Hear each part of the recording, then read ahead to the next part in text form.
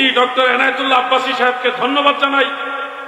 তিনি আমাদের 26 তারিখের প্রোগ্রামে অ্যাটেন্ড করেছেন, অংশগ্রহণ করে এক জ্বালাময়ী বক্তব্য দিয়েছেন।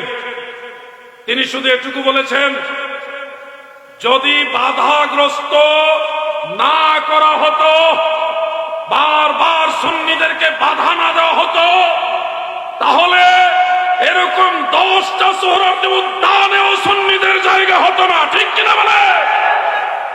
বাস্তবে যখন বাধা দেওয়া হয় তখন আমাদের সুন্নিদের 4 ভাগের 3 ভাগ লোক ঢাকামুখী হয় না। নারায়ণগঞ্জ থেকে প্রায় 300 বাস যাওয়ার কথা, সবগুলি ক্যান্সেল করা হয়েছে।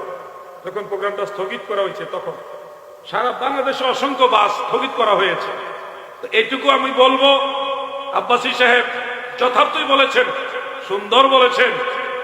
তবে আব্বাসী সাহেবকে বলবো, সত্যিকার অর্থে আপনাকে যারা ভালোবাসে তারা সুন্নি মুসলমান।